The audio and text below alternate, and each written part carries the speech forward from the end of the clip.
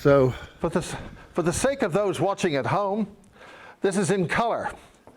Ladies and gentlemen, you are very honored to be in the presence of two very important authors who've written some very, very serious pieces of work, which you can buy at Devices Books. Devices Books is a wonderful entity, and it's an independent bookshop, and these are independent authors, and this is very serious stuff. Well, the point is that there are very serious high-level sources, much of which is so secret that this man here has written a book about it, and he's probably one of the only other people in the world who's done it. I've started the Basis Project in 1994 because we heard that the Nazis had been developing transhumanization type things. They were working with soldiers, doing things with them which were of unspeakable nature.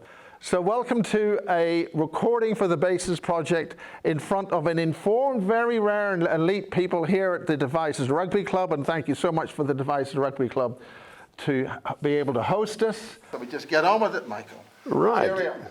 Good evening, ladies and gentlemen. A small but select audience. Well, there it is, ladies and gentlemen. I hope that was not too dull. And I should be very happy to talk all night. That's my problem. You don't want to listen to me all night. I'd rather answer your questions. So, over. A very, very interesting presentation, and certainly turns history upside down to what we've been led to believe. But with that, what with social media and the spread of information, we're seeing how governments are spreading the narrative, and it doesn't seem to stack up with what, you know, the Joe Public is videoing and seeing. How is that in your world of espionage and spy? How's that playing out? Because obviously what you've told us tonight is, you know, it's certainly reshaped my view of history, and I'm certainly going to be looking at certain angles. Yes, yeah. Well, I would say that I'm not turning history upside down, I'm putting it the right way back up. In short, that what the public are told and what the public are taught is upside down and needs to be put the right way up. Social media, and of course this is going out on social media is a problem for the bad guys. The Germans underestimated. They largely controlled the American networks, largely controlled the BBC, and had influence over ITV, for example, in the UK. Large, powerful media organizations, which require lots of money to run, are vulnerable to penetration and subversion. Social media isn't to anything like the same degree. So, for example, the talk I've given this evening is going out on YouTube. It can't be blocked. It won't be blocked. I mean, much of my stuff is already out on YouTube. I've got a YouTube channel. There's no way in the world the BBC or Radio Wiltshire, for example, would have covered this talk, and if they tried to cover it, they'd have been warned off. So legacy media have almost no role to play in dissemination of the truth. Basically, what you'll get on legacy media is junk. And even things like the Titanic. The Titanic was sunk by the Germans 117 years ago, or almost 117 years ago this month. But there's no way the true story of the Titanic will get out on documentaries. I mean, I regularly engage with documentary makers and say, look, this is what really happened. Here's my chapter. But they're not interested. So you can forget the legacy media. Social media is a means of disseminating the truth. The problem with social media is it's also a means of disseminating nonsense. And some of what goes on social media is complete rubbish. So people have to be discriminating. But since most of what goes out as history on legacy media is nonsense, I don't think that's a particular problem. I would encourage people to form their own conclusions, make up their own minds.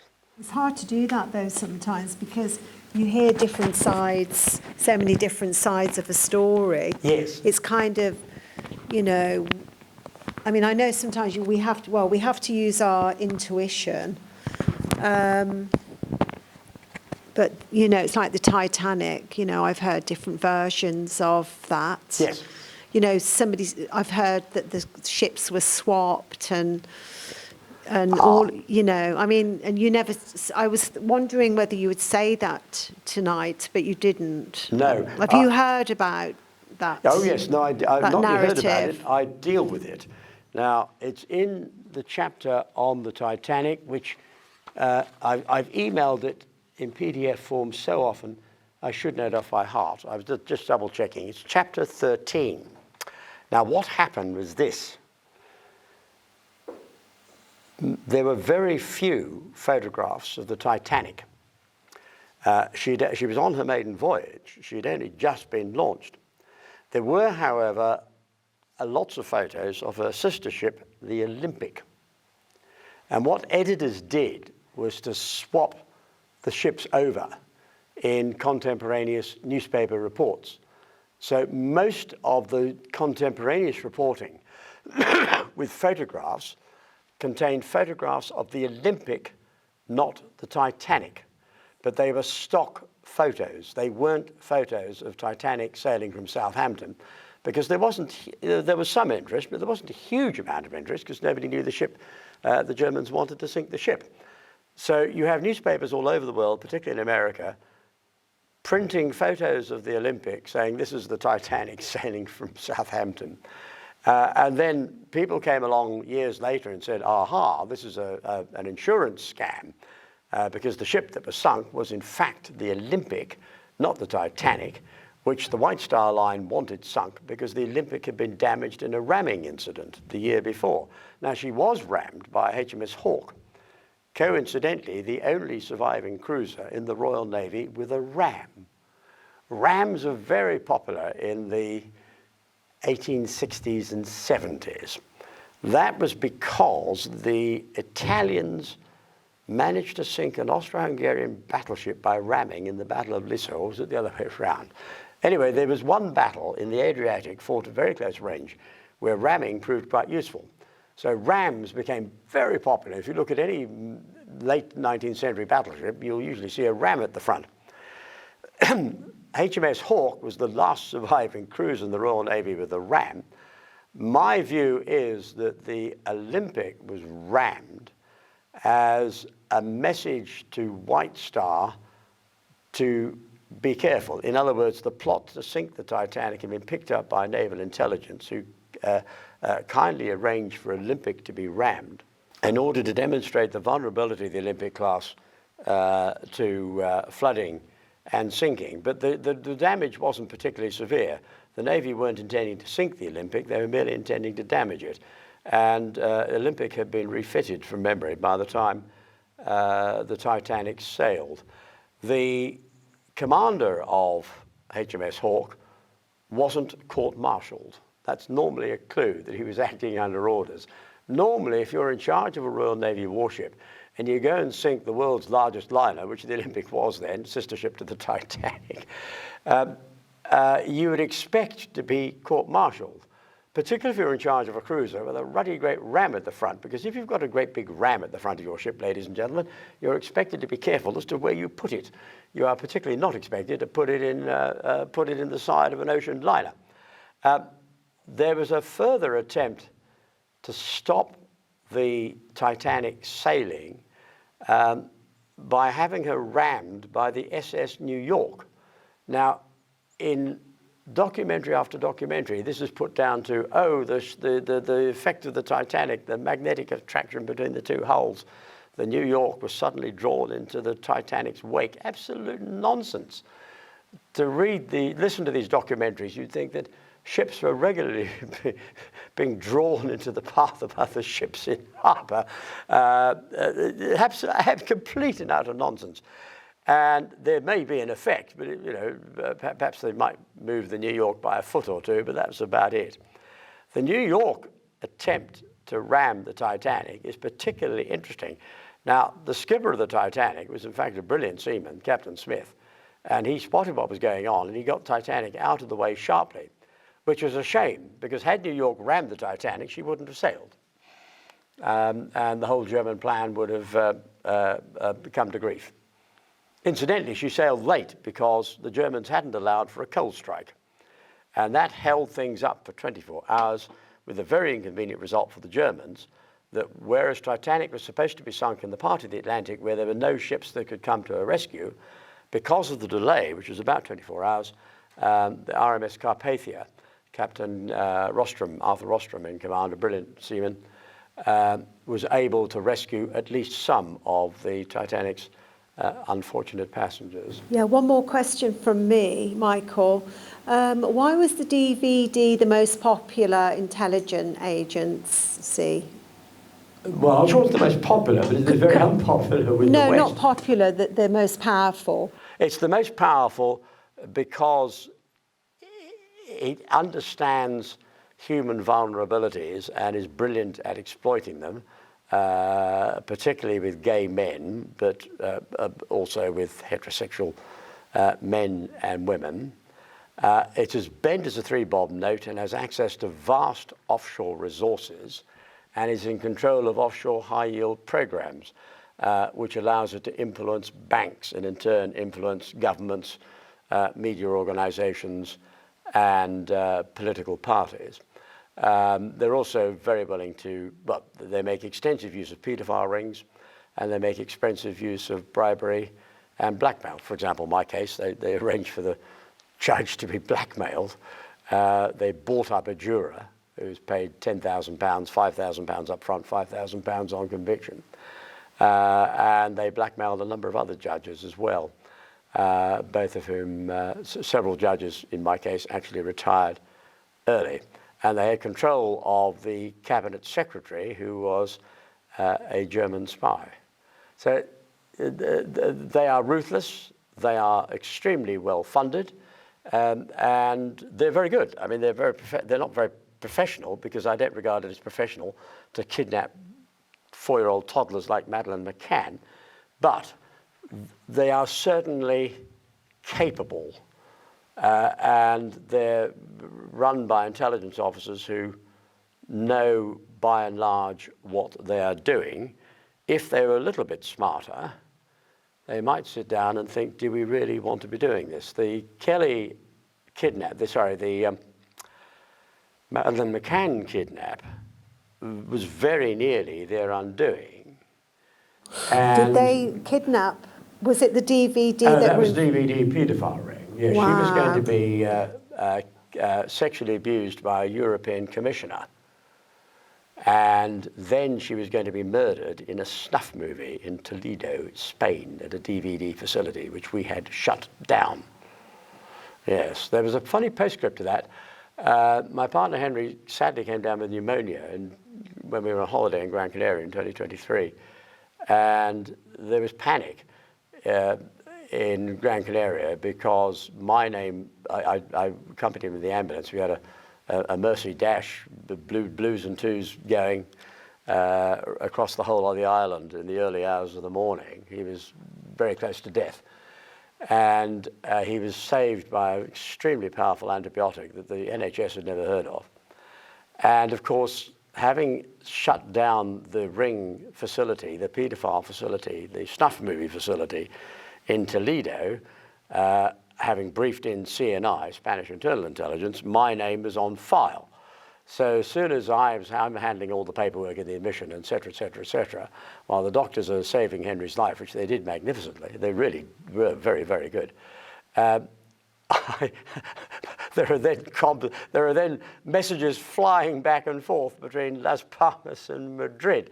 I believe, I don't know, but I'm told the King of Spain was involved at one point.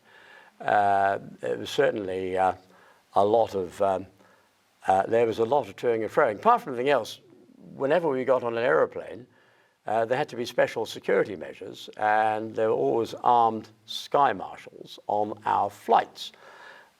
Because Henry had been ill, we had to postpone the flight by 2 days, which meant the sky marshal was stuck in Gran Canaria without accommodation.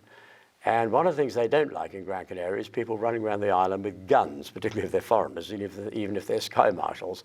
So arrangements had to be made to secure his gun, and he had to find accommodation for 2 days because it wasn't worth flying another sky marshal out from England. For various reasons, the police and CNI local station in Gran Canaria got involved.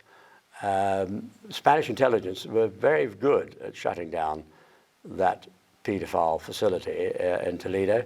There was also a paedophile ring in Madrid, which also got shut down. Madeleine McCann was kidnapped. She was murdered in Belgium in a safe house in December 2008. Was that anything to do with the different colour eyes? No, she was murdered because she knew enough about what had happened to her that the Germans couldn't possibly let her go. Now, another mistake they made, apart from the fact that I still don't think they realised that she was British, because everything was done on the basis of photographs. The commissioner involved wanted toddlers, girl toddlers, aged about 5. Madeleine was particularly attractive, and he selected her. He had her age. I don't believe he had her nationality. Had he had her nationality, he might have thought twice. MI6 got involved in the case straight away. The head of station screamed down to Prior Deluge and immediately found out that there was a paedophile ring operating, and then got briefed in by GCHQ that Madeleine's photo had come up in an email from a paedophile ring in Brussels to the European Commissioner's private email account with Madeleine's photo attached, along with 2 other young girls. So that was a disaster. They also overlooked the fact that she was Catholic, and I worked closely with that lovely man, Pope Benedict XVI. In fact, at one point, I'd arranged for the McCanns, the parents, who were just out of their depth and kept listening to the police, which was disastrous. I'd arranged for the Pope to have a one-on-one briefing with the McCanns, but Tony Blair's ambassador to the Holy See, the British ambassador to the Holy See, Francis Campbell, stuck his oar in, no offence intended, and the private briefing was downgraded to a general audience, which wasn't in the plan at all. The Americans are marvellous. We located Madeleine in a boat off the coast of Morocco. I rang up the Royal Navy, asked for a submarine. You may say, how do I do that? Well, I'd already worked with the Navy on an operation to save one of our aircraft carriers from an Al-Qaeda attack. And I rang up the admirals on the direct line and said, I need to borrow a submarine. I was treated seriously because I'd come in on the direct line, not through the switchboard. And the commander who took the call was a bit bemused, but went away and spoke to the admiral and came back and said, the admiral apologizes profusely, but we haven't got a sub available. Bit like haven't got a destroyer available to go out to Cyprus at short notice. I said, that's all right, I'll ring the Pentagon. I don't know, to this day, I don't know if he thought I was making it up or not.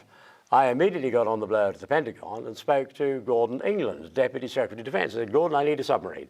What for? I said, we're going to rescue Madeleine McCann. Oh, I said, are we going to be involved in this? I said, only a submarine.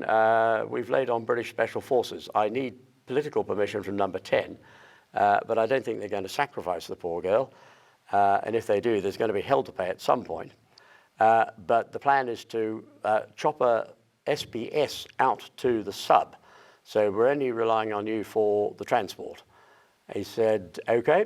And then he came back to me and said, Michael, Office of Naval Intelligence say, you're right, we've moved a satellite overhead, we've confirmed the intelligence, we're sending 2 subs in case the ship breaks and we can't catch her up, particularly if she goes into shallow water. So the danger was that she would stay in shallow water and evade 1 submarine, but she couldn't evade 2.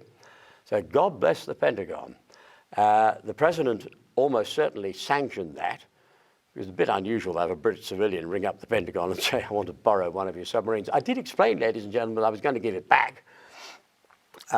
It's always, if you're trying to borrow a nuclear submarine, it's always helpful to say, look, we really want to borrow it. We're not going to keep it. The Americans are absolutely marvelous. Lockheed Martin pulled a Gulfstream jet off a search for Trident missile bits off a test in the Pacific because he'd had a radar to search for missile bits And we needed to launder satellite intelligence coming from the NSA through to the Moroccan Air Force and the Moroccan Royal Guard. And it was very few aircraft have air-to-surface vessel radar. This plane did. And for the price of the petrol, Lockheed were willing to lay the plane on. The CIA organized a fake medical evacuation requirement from Beirut into Rome to justify the plane suddenly flying across Morocco. They moved a satellite. I mean, anything I needed, basically I got. Tony Blair scotched the operation on the advice of the Cabinet Secretary. Now that is all going to come out in the wash. My paper for the Joint Intelligence Committee is an annex in Spyhunter. It's redacted, so it doesn't contain the name of the commissioner. But, the bad guys have a big, big problem.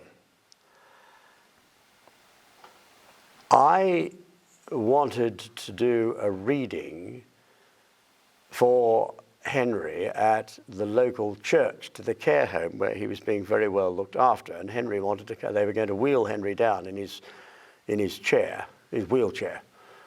It was a special chair because he was severely disabled. And because of my convictions, which I disclosed to the Church of England, because of the importance of safeguarding, that meant safeguarding officers getting involved. It all went up to a senior safeguarding officer in the diocese. And I explained my role in shutting down paedophile rings and shopped my working file on the McCann case, which includes faxes to 4-star admirals. That file, I think, is finding its way to the new Archbishop of Canterbury, who, of course, is in the House of Lords. So don't be surprised, ladies and gentlemen, if in the next few months the government is suddenly confronted in the House of Lords with an extremely difficult question from a very well-informed Archbishop of Canterbury, who has my working file in her possession. I'm not saying it's reached her yet. I haven't spoken to Lambeth Palace about it, but words have been had and the recommendation has been made to get the 2 Madeleine McCann files, which the Church of England have, into the hands of the Archbishop of Canterbury. And of course, the Church of England probably have done already, but will be able to, if they haven't, check with the Vatican, because the Vatican also have a deep file on, a very thick file on the Madeleine McCann kidnap. So although the kidnap was 22 years ago, next month, and although it's not on the front pages, it may well be finding its way back to the front pages. As I said in my paper to the Joint Intelligence Committee at the time, playing with the life of a 4-year-old toddler, let alone in circumstances where she is going to be raped before being murdered, is political suicide, or risks political suicide. It is indefensible. And if it gets out, there will be repercussions. Now, it's taken a long while to get out, but I think it will. It's strange how things happen. I wasn't intending, well, I was being vetted by the Church of England. I wasn't expecting to be vetted, but that's the way things are these days. The problem was the indecent images conviction. Church of England were quite right to vet me and were quite happy. But as a consequence of that, the Church of England is now in possession of extremely powerful intelligence on the kidnap and murder of Madeleine McCann. And it is a moral cause second to none. Thank you, Michael. Okay, one more question and that's it. Yeah. We'll take the final question. Yes. Yes. What can you tell us about MH370, the Malaysian flight? Oh, it was a Malaysian flight. That was shot down by the Chinese. Now, I should have mentioned this in the connection with Iran. Shot down by the Chinese with an Iranian Fakhr-2 missile. Now, that was another one of Michael's little intelligence wins. The CIA said there is no such thing.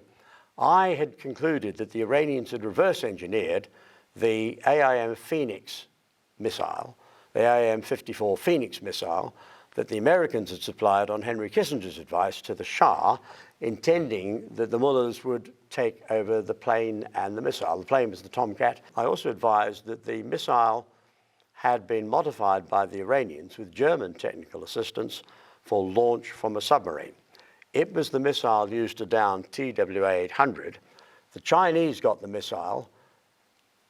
After I went public on the Fakir-2, the Iranians paraded the missile in Tehran to the embarrassment of the CIA. There's the missile that Michael said existed, that the CIA said, nah, he's talking rubbish. What does he know? He's only an Englishman, he's only a limey. He's only got an IQ of 187. Why should we listen to him? And the Iranians helpfully paraded the missile through the streets of Tehran. And I thought, thank you, Tehran, just what I needed. So I won that particular battle. Yeah, the MH370 was shot down as part of, it would seem, as part of an internal battle in Peking at the time, particularly over the choice of the head of Chinese internal intelligence. And we think there was somebody of interest on the plane. But anyway, it was shot down, and surprise, surprise, bits of the aeroplane were found, were spotted by satellite on the surface of the South China Sea, pretty much where I said they would be. There was a very nice group in America running who analyzed commercially available satellite images, and they got in touch with me and said, oh, by the way, you might be interested in these Boeing 777 bits on the surface of the South China Sea. One final point, if I may. I know it's late and we all want to go to the pub. Time to go to the pub. One final point, just a funny point. The Chinese were desperate to say the plane came down over the Indian Ocean, and they started distributing bits of aeroplane around the Indian Ocean. And I looked at these bits, and I know a bit about aviation, and I said, those ain't 777 bits, those are 747 bits. I passed that on to Boeing. The boys at Boeing said, yep, Michael's right, those are 747 bits, they ain't come off a 777. The Chinese then had to distribute Boeing 777 bits. The 747 bits were easy to get because they were they were in the boneyard in Arizona. There were a number of retired 747s. They then had to strip bits off a working 777 in China and then distribute those around the Indian Ocean. And the whole thing, totally pointless because it was all caught by American satellite. You know, Chinese freighters running around. They were flying out of an airbase in Indonesia. The whole thing was absolutely hilarious. Tehran will not want to unconditionally surrender because that will be part of the intelligence yield, ladies and gentlemen. And when President Trump is told that the Iranians shot down TWA-800 and murdered over 200 Americans, including some students, and that was the Iranian Navy, he's not going to be the happiest of bunnies. So that is also likely to come out in the wash. There we are. On that note, thank you, ladies and gentlemen.